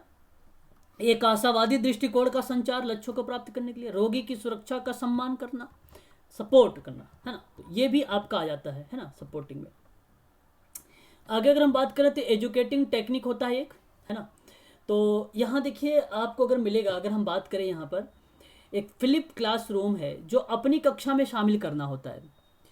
कहने का मतलब ये हुआ, ये एक प्रकार का मॉडल है। ये एग्जैक्ट नहीं पूछेगा आपसे कि भाई फ्लिप क्लासरूम जो मॉडल है वो किस विद्वान के द्वारा दिया गया है। ठीक है, ऐसे नहीं प्रश्न आएगा। इसका मीनिंग आप समझिए सिर्फ यहाँ पर ये कहता क्या है। कहता है कि मूल रूप से छात्रों को कक्षा से पहले पाठ की तैयारी के लिए प्रोत्साहन करना शामिल होता, वही आपकी कहलाती है फ्लिप क्लासरूम, अपनी कक्षा को शामिल करना। इसको ही बोलते हैं एजुकेटिंग टेक्निक भी। कभी कभी आप जरूरी थोड़ी ना कि आपको समस्याएं मिल जाए उसी के परिपेक्ष में, हो सकता है एजुकेशन की समस्या में मिल सकती है। जैसा सेवार्थी रहेगा, है ना, उसी के हिसाब से करना। तो वो सेवार्थी रहेगा तो एजुकेटिंग वाला लगा देना आप लोग। ठीक है, और मान लीजिए पढ़ाई छोड़ दिया है उसने, तो वहाँ पर उसको प्रौढ़ शिक्षा के माध्यम से दीजिए, है ना, उसको बनाइए, समाज की मुख्य धारा में जोड़िए उसको। आगे कहता है यहाँ पर कि जो डिज़ाइन सोच या केस विधि या एक ऐसी तकनीकी है जहाँ पर विश्लेषण, बुद्धिशीलता, नवाचार्य और रचनात्मकता विचारों के माध्यम से वास्तविक जीवन के मामलों में हल, मतलब समस्या का हल पर आधारित। तो ये जो डिज़ाइन सोच की बात भी हो रही है, ये भी एक प्रकार से एजुकेशन टेक्निक में ही आ रहा है। मतलब रूपरेखा तैयार करने के लिए टेक्निक का प्रयोग कर रहे हैं आप, है ना। तो डिज़ाइन थिंकिंग एक संचरित विधि है। तो कभी कभी अगर मान लो प्रश्न, हालांकि अभी तक नहीं पूछा गया, लेकिन अगर पूछ ले डिज़ाइन थिंकिंग तो बता देना कि संचरित विधि है। व्यवहार में एक काफ़ी गड़बड़ हो सकती है, तो क्योंकि कुछ मामलों में कोई संभावित समाधान नहीं हो सकता है। कहने का मतलब ये है कि ज़रूरी ये नहीं कि कोई भी चीज़ें जो होता है आप इमीडिएटली निकल। कभी कभी ऐसा भी होता है कि जब आप डिबेट पे करते हैं या समस्या का समाधान के बारे में, तो वहाँ से हमें निकल जाता है, समस्या का समाधान वहाँ से मिल जाता है। तो जो एजुकेटिंग टेक्निक है ये भी आपकी क्या हो जाएगी, एक तकनीकी हो जाएगी, विधि हो जाएगी, जिसमें सेवार्थी को हम क्या कर सकते हैं, चेंजेस कर सकते हैं, उसको वास्तविक जीवन से जोड़ सकते हैं। ठीक, ये चीज़ हो। स्वयं सीखने मतलब लर्निंग बाय डूइंग भी, जैसे अगर आप कहें तो उसे स्वयं अवसर दीजिए, और अवसर जब देंगे तो वो बहुत सारी क्रियाविधि करेगा, तो स्वयं से सीखेगा भी। तो ये एजुकेटिंग की टेक्निक की बात कर रहा हूँ, इसी में आ जाएगा। ठीक है, इसी टेक्निक में आ जाएगा। ठीक है, अगर हम बात करें यहाँ पर देखिए खेलों का उपयोग की बात कर रहा है ना, तो गेमिफिकेशन के बारे में बात कर रहे हैं यहाँ पे, गेमिफिकेशन। ठीक है, तो यहाँ आप समझ गए होंगे खेल, तो खेलों का उपयोग जो होगा उसके माध्यम से सीखना शिक्षण विधियों में से, ठीक है, एक माना जाता है। तो विशेष रूप से प्राथमिक और पूर्व स्कूली शिक्षा के माध्यम से खोजा भी जा सकता है, गेम के माध्यम से सिखाया जाता है। प्राथमिक लेवल के जो बच्चे होते हैं आप भलीभांति तरीके से जानते हैं। सोशल मीडिया, पिछले खंड का संस्करण कक्षा के सोशल मीडिया का उपयोग करना चाहिए। छात्र आज हमेशा अपने सोशल नेटवर्क से जुड़ा होता है, तो इसलिए इसे कक्षा में सोशल मीडिया से जुड़े रहने के लिए भी प्रेरणा देनी चाहिए। तो ये भी एक प्रकार से एजुकेटिंग टेक्निक के अंतर्गत आ जाता है, तो ये भी आप ध्यान रखेंगे आप सभी लोग, है ना। हम बात करें तो आप सब जानते होंगे मुक्त ऑनलाइन शिक्षण उपकरण के बारे में, तो ये भी अगर पूछ ले कि किसका पार्ट है, कौन से टेक्निक का पार्ट है, तो ये एजुकेटिंग टेक्निक का ही पार्ट होता है ना। ओपन लर्निंग की बात किया जा रहा है यहाँ पर, है ना। तो ऐसी कंडीशन में जिसका उपयोग शिक्षक कक्षा में जो है एक प्रकार से यहाँ पे सगाई का कहने का मतलब ये हुआ कि सेवार्थी के साथ काम करने की क्रियाविधि। एक शिक्षक कैसे क्रियाविधि करता है, सेवार्थी के साथ बैठकर अप्रत्यक्ष तरीके से उसे शिक्षण प्रशिक्षण के माध्यम से उसको ज्ञान देता है या ज्ञान अर्जित करने के लिए क्या करता है, मोटिव करता है। तो ऐसी कंडीशन पर ऑनलाइन शिक्षण का जो है प्रयोग में लाया जाता है। तो शिक्षक एक इंटरेक्टिव और गतिशील कक्षा वातावरण का भी उपयोग कर सकता है, ठीक है। कहने का मतलब ये हुआ कि अट्रैक्टिव होना चाहिए, ऐसा भी नहीं कि अगर मान लीजिए किसी बच्चे को आप पढ़ाने जा रहे हैं तो उसमें क्लास में कुछ लगा ही ना, तो क्लास में कुछ ऐसी चीज़ें लगी भी होनी चाहिए जिससे क्या हो, अट्रैक्टिव लगे क्लास कि ये क्लास है ना, वो चीज़। आप समझ गए मेरी बात। यहाँ पर मुक्त ऑनलाइन शिक्षण उपकरण के बारे में मैं बताना क्या चाहता हूँ, बताइए। जी सर, जहाँ कंफ्यूजन था। जी बताइए क्या। सर साक्षात्कार यदि ऑनलाइन किया जा रहा है तो वो प्रत्यक्ष विधि के अंतर्गत मानेंगे कि अप्रत्यक्ष विधि के अंतर्गत? देखो साक्षात्कार मैंने दो चीज़ें बताई थी वहाँ पर, ठीक है। साक्षात्कार प्रत्यक्ष और अप्रत्यक्ष दोनों की प्रतिक्रिया की विशेषता के बारे में बताया था। जैसे मैंने बताया था इमेजन करना जब तर्क कर रहे थे, ठीक है। तो ऐसी कंडीशन अगर इंटरव्यू ऑनलाइन हो रहा है तो आप उसे प्रत्यक्ष ही माने, प्रत्यक्ष ही सही रहेगा वो, अप्रत्यक्ष नहीं, प्रत्यक्ष ही सही रहेगा। आप एक तरह से उसे सामने बैठे ही हैं, ठीक है। आप उसके वीडियो कॉन्फ्रेंस के माध्यम से देख सकते हैं उसका वो चीज़ें, वीडियो कॉल के माध्यम से कि उसके आई मोमेंट क्या कर रही है, वो कैसा कैसा बिहेवियर कर रहा है, तो ये वाला प्रत्यक्ष ही होगा, ठीक है। ये आप ध्यान रखें। मतलब सर साक्षात्कार में संसाधन कुछ भी हो वह प्रत्यक्ष ही कहलाएगा? हाँ, प्रत्यक्ष ही कहलाएगा। कंडीशन कभी कभी अप्रत्यक्ष भी होता है साक्षात्कार में, लेकिन वो इमेजन वाली प्रतिक्रिया पे होगी जब आप किसी चीज़ को कल्पना करेंगे, जब कभी आप किसी चीज़ की कल्पना करेंगे, ठीक है। आगे हम बात करें, हम एक्सप्लेनिंग। साक्षात्कार में केवल प्रश्नोत्तर ही चलेगा तो वो अप्रत्यक्ष हो जाएगा? नहीं, अप्रत्यक्ष नहीं समझ रहे हैं आप। अप्रत्यक्ष करने का मतलब अनुमान लगेगा, अप्रत्यक्ष अनुमान जहाँ होगा वहाँ अप्रत्यक्ष होगा, बाकी साक्षात्कार प्रत्यक्ष ही हर जगह होगा, ठीक है। आप प्रत्यक्ष ही करते हैं साक्षात्कार, अप्रत्यक्ष साक्षात्कार होता ही नहीं है, पहली बात ध्यान रखें। जहाँ अनुमान होगा वहाँ होगा। अब मैंने कोई रिपोर्ट बना के रख दिया है, आप गए पहली बार देखने, उस रिपोर्ट को जैसे ही देखता है तो आपने तो उस सेवार्थी को देखा नहीं ना, आपने तो अनुमान लगा के वहाँ पे गेस करेंगे कि इस समस्या के लिए ये टेक्निक लगानी चाहिए थी सर को, तो ये आपके लिए अप्रत्यक्ष हुआ। लेकिन मेरे लिए तो अप्रत्यक्ष नहीं था, मेरे लिए प्रत्यक्ष, आपने अनुमान लगाया। तो बेसिकली इंटरव्यू प्रत्यक्ष ही होता है, अप्रत्यक्ष नहीं होता है, प्रत्यक्ष ही होता है, लेकिन जब अनुमान वाली कंडीशन बताएगी, है ना। चलिए आगे बढ़े फिर। हाँ, यहाँ पर देखिए, अगर एक्सप्लेन की अगर हम बात करें, एक्सप्लेनिंग की बात करें, तो एक्सप्लेन का मतलब क्या होता है, व्याख्या करना। और ये जो व्याख्या करने की प्रणाली की बात मैं कर रहा हूँ, ये व्याख्या करने वाली प्रक्रिया जो होती है बेसिकली यूज़ किया जाता है हायर एजुकेशन के लिए, उच्च एजुकेशन के लिए, उच्च शिक्षा के लिए, ठीक है। उच्च शिक्षा के लिए यूज़ में लाया जाता है एक्सप्लेन, व्याख्या। बच्चों के लिए एक्सप्लेन मेथड जो है वो सूटेबल नहीं है, तो यह एक शिक्षण रणनीति के रूप में व्याख्या करना होता है, ठीक है। तो स्पष्टीकरण एक बयान या बयानों का सेट करना या किसी विशेष घटना को रेखांकित करना या कारणों, संदर्भ या सिद्धांतों को स्पष्ट करना, यह एक प्रकार की जो प्रक्रिया होती है या शिक्षण की रणनीति में व्याख्या कहलाती है, एक्सप्लेनिंग कहलाती है। और स्पष्टीकरण एक बयान या बयानों का जब सेट करते हैं या किसी विशेष घटना को रेखांकित करते हैं तो वही एक प्रकार का आपका क्या होता है, व्याख्या वाली विधि हो जाती है। तो व्याख्यान विधि होती है, और व्याख्यान विधि याद भी रखना है आप लोगों को, ये बड़े बच्चों के लिए यूज किया जाता है, ठीक है, इसका आप ध्यान रखेंगे खासकर, ठीक है। चलिए आगे बढ़ते हैं और नेक्स्ट पॉइंट लेते हैं। और यहाँ पर व्याख्यान विधि में अगर आप देखें तो एक प्राचीन सबसे पुरानी और प्राचीन विधि है ये, है ना। और फिर कह रहा है कि भाषण के रूप में बालक के सामने पेश किया जाता है, जिसमें अध्यापक किसी विषय पर कक्षा का व्याख्यान करता है और छात्र यहाँ पे निष्क्रिय होता है, निष्क्रिय होकर सुनता है बात को ध्यानपूर्वक, ठीक है, ये चीज़ें होता है। और जो टीचर होता है, जो सोशल वर्कर होता है, वो व्याख्यान विधि में सक्रिय होता है। वो क्या होता है, सक्रिय होता है, ठीक है। तो इसे भी आप लोग ध्यान रखिएगा, सक्रिय और निष्क्रिय को लेकर भी थोड़ा सा, है ना। छात्र यहाँ पर निष्क्रिय होगा और जो शिक्षक होगा वो सक्रिय होगा। अगर हम बात करें व्याख्यान विधि के गुणों के बारे में तो ये एक शिक्षा विधि में यूज़ किया जाता है और एक संक्षिप्त और सरल विधि से। और व्याख्यान विधि जो है उच्च कक्षाओं के लिए उपयुक्त होता है, मैंने बताया भी अभी है।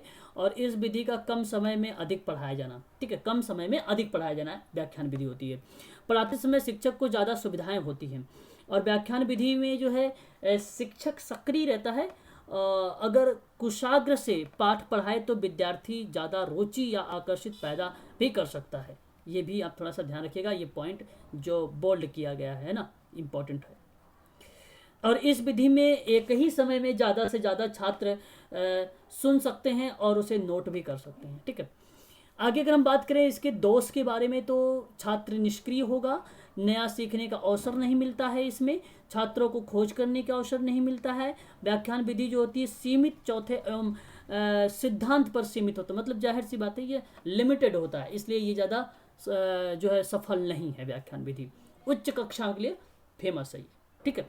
नए कौशलों का विकास भी नहीं उसमें हो पाता है और नीचे की कक्षाओं के लिए यह विधि अरुचिकर हो जाती है, ठीक है, अमनोवैज्ञानिक हो जाती है और यह विधि विज्ञान जैसे विषयों पर उपयुक्त नहीं होता है, ठीक है, याद रखिएगा, ठीक है। चलिए आगे बढ़ते हैं। एडवोकेटिंग का मतलब होता है वकालत करना। अधिवक्ता जो है अभिभाषक या वकील, एडवोकेट, इन सारे शब्दों के बारे में आप लोगों ने जानते हैं अच्छे तरीके से।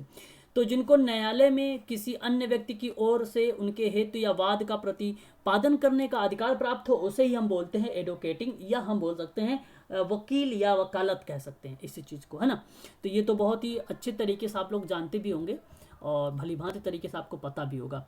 आमतौर पर जो है वकालत को दो मुख्य तरीके हैं, जैसे पैरवी और अप्रत्यक्ष या संचार। मैंने आप लोगों से बोला भी था जब एक अलग से PDF प्रोवाइड किया था, तो उसमें आप लोगों को पैरवी, आश्वासन जैसी टेक्निक मैंने आप लोगों को बता रखा है ना। तो वो चीज़ें यहीं से हैं, वकालत से ही है ना।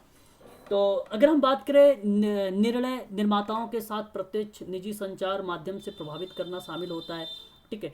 पैरवी विशेष रूप से निर्णय निर्माताओं के साथ व्यक्तिगत बैठकों के माध्यम से शक्तिशाली और लागत प्रभावी वकालत उपकरण हो सकता है, ठीक है। तो ये आपका वकालत के अंतर्गत देखने को मिले, पैरवी वगैरह करना, है ना, प्रत्यक्ष रूप से उसको समाधान करना उसकी समस्या का।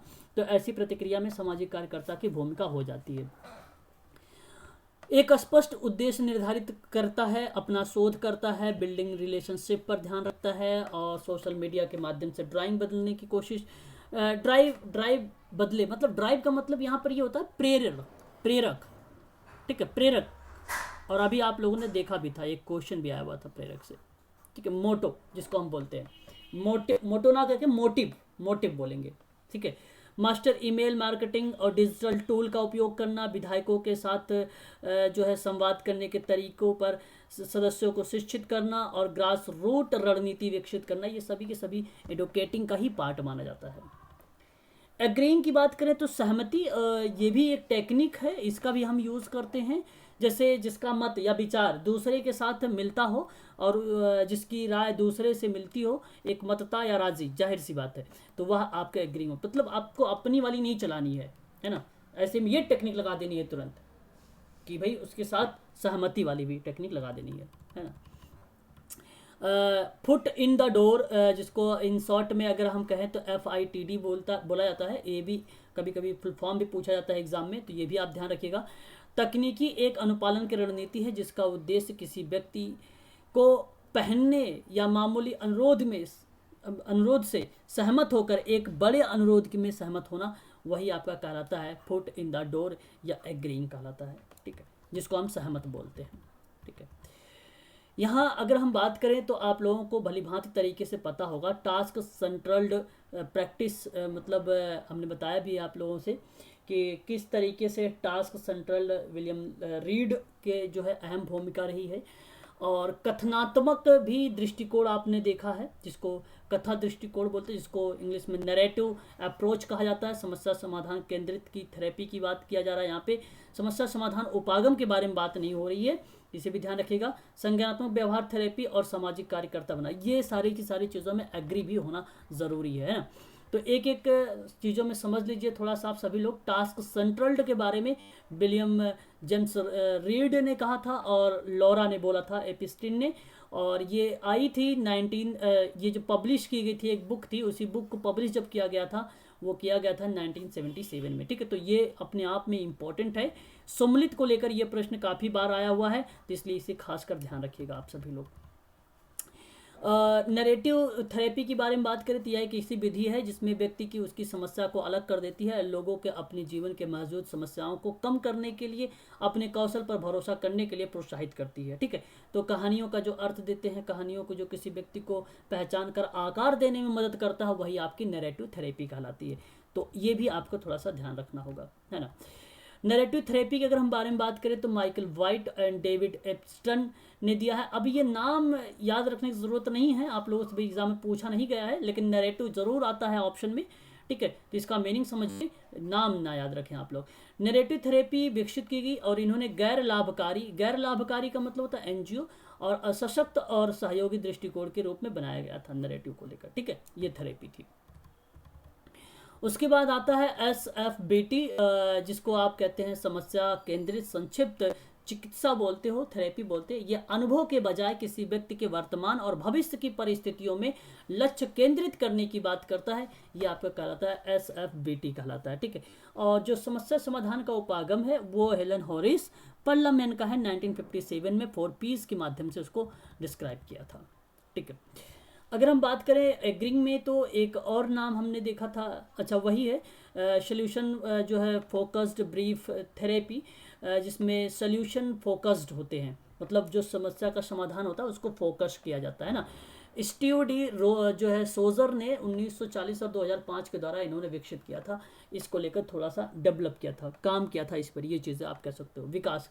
लेकिन अगर इसकी अवधारणा वगैरह के बारे में बात अगर हो जाती है एग्जाम में तो आप इन महोदय का ही नाम आप लगाएंगे, सॉरी हाँ इन्हीं का, Michael white and David Epstein का, ठीक है, यही नाम आप लगाएंगे, ठीक है।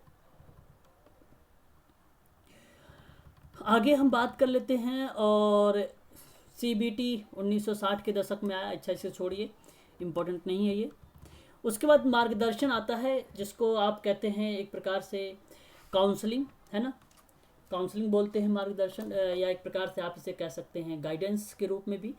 तो इसका मतलब होता है रास्ता दिखाना और पथ प्रदर्शन करना। ये आप भलीभांति तरीके से जानते हैं कि किसी व्यक्ति की अगर मान लीजिए कोई समस्या है तो उसकी समस्या का समाधान करना, ठीक है, वो आपका मार्गदर्शन के ही अंतर्गत आ जाएगा, ठीक है। काउंसलिंग हो गया आपका। उसके बाद परामर्श क्या होता है, वही चीज़ें हैं, आप भलीभांति तरीके से जानते हैं कि परामर्श प्रक्रिया जो होती है समस्या समाधान में सम्मिलित करने का एक प्रयास होता है, ठीक है। रॉबिन्सन ने भी कहा है कि परामर्श शब्द जो है दो व्यक्तियों के संपर्क में उन सभी व्यक्तियों का समावेश करता है जिसमें एक व्यक्ति को उसके स्वयं एवं पर्यावरण के बीच अपेक्षाकृत प्रभावी समायोजन प्राप्त करने की जो सहायता करती है वो आपकी एक प्रकार से काउंसलिंग कहलाती है या परामर्श कहलाती है, ठीक है। तो विभिन्न प्रकार के विद्वानों ने अलग अलग तरीके से दिया है, ठीक है। परामर्श की विशेषता के बारे में बात करते हैं तो हम यहाँ पर हमें मिलता है कि व्यक्तिगत प्रक्रिया भी होती है, सामूहिक प्रक्रिया नहीं होती। देखिए सामूहिक प्रक्रिया क्यों नहीं होती भाई, थोड़ा सा समझने की कोशिश करिएगा। सामूहिक प्रक्रिया होती है, सिचुएशन पर आधारित होता है कि तरीका कौन कौन सा है। यहाँ पर अगर आप कोई काम कर रहे हैं या किसी सेवार्थी में समाधान करने की बात कर रहे हैं तो वहाँ आप सेवार्थी की प्रतिक्रिया में सामूहिक नहीं होगा, लेकिन आप जब ग्रुप वर्क करेंगे तो उसमें सामूहिक क्रिया होगी, ठीक है। तो इसलिए आप सामूहिक नहीं होगा, इससे आप हटा दीजिए नहीं को, लेकिन सामूहिक किया जाएगा, ये ध्यान रखिएगा मार्गदर्शन में, है ना, होता है। परामर्श प्रक्रिया में केवल 2 व्यक्तियों का संपर्क होता है, ये तो भलीभांति तरीके से पता है। परामर्श निर्देशन की एक विधि होती है, ये भी है, आपको जानते हैं। परामर्श प्रक्रिया में जो होता है परामर्श प्रार्थी केंद्रित होता है, जो प्रार्थी होता है, जो सेवार्थी होता है वो केंद्रित होता है, ठीक है, ये होता है। मोबिलाइजेशन मतलब गतिमान होता है, जैसे अगर हम कहें गतिशील होना, जो अपना कार्य सुचारू रूप से कर रहा हो, परिवर्तनीय हो, ठीक है, हरकत करने वाला, ठीक है, जैसे कहने मतलब ये गत्यात्मक गतिविधि हो, मोबिलाइजेशन है ना, डायनेमिक क्रियाविधि हो तो मोबिलाइजेशन, तो ये करेक्ट जवाब हो जाएगा। कार्य को सही तरीके से बराबर कंटिन्यू चलना भी चाहिए, ठीक है। आगे अगर हम बात करें तो यहाँ पर देखिए सामुदायिक जो है, सामुदायिक जुटाना सतत विकास को प्राप्त करने के लिए, विकासात्मक गतिविधियों को शुरू करने के लिए मानव द्वारा जो है गैर मानव के दोनों संसाधनों का एक साथ लाने का प्रयास करना, ये एक प्रकार का हो जाता है मोबिलाइजेशन, ठीक है। तो ये सारी चीज़ें अभी मैं PDF जो है आप लोगों को सेंड कर देता हूँ, आप इसे देख लेना, पढ़ लेना, ज़्यादा समय अब नहीं है हमारे पास, है ना। और आगे हम बात करें तो एक सुग्राही होता है, ठीक है, ये सारी की सारी टेक्निक है, जैसे संवेदीकरण, जिसे हम गैर सहयोगी सीखने की प्रक्रिया के अंतर्गत रखते हैं। उत्तेजना को बार बार मतलब पुनरावृत्ति जो है प्रशासन की प्रतिक्रिया में प्रगतिशील प्रवर्धन के रूप में, परिणाम के रूप में देखते हैं, ये सुग्राही के अंतर्गत आ जाता है, ठीक है। तो ये आप इसे संवेदीकरण भी कह सकते हैं, संवेदीकरण कर सकते हैं आप। संवेदीकरण जो है अक्सर दोहराया जाता है कि एक के अलावा उत्तेजनाओं के एक पूरे वर्ग के लिए प्रतिक्रिया की वृद्धि की विशेषता के बारे में जब बात करें तो वह एक प्रकार से संवेदीकरण या सुग्राही के अंतर्गत आ जाएगा, ठीक है। तो ये चीज़ें आ जाती हैं इसमें, ठीक है। बाकी आगे देखते हैं, और नेक्स्ट पॉइंट है आपका ऑर्गेनाइजिंग का मतलब होता है समायोजन, और समायोजन कहने का मतलब ये हुआ कि जैसे हम आयोजन करने की क्रियाविधि, किसी काम को जब आप शुरुआत करेंगे तो उसकी संरचना बनाएंगे, उसकी प्रक्रिया को बनाने के पहले प्लानिंग करेंगे, है ना, और फिर आप उसकी समस्या का समाधान करेंगे। तो ऐसी में हम जो काम करते हैं ऑर्गेनाइजिंग करते हैं। ऑर्गेनाइजिंग का मतलब ये होता है आयोजन करना, है ना, संगठित करना, एक प्रकार से संगठित करना हो जाएगा, आपका करेक्ट जवाब हो जाएगा। प्लानिंग बनाई जाती है, आप सबको पता ही है ना। और आगे हम बात करते हैं यहाँ पर, ठीक है। यहाँ जो है मैं कल आप लोगों को इसके बारे में बता दूंगा, और कल मैं आप लोगों का थोड़ा सा क्वेश्चंस भी करवाऊंगा, है ना। तो कल इसको मैं बताकर आप लोगों का कल क्वेश्चंस भी करवा दूंगा, ठीक है। टूल्स कल हो जाएंगे, क्लियर रहेगा।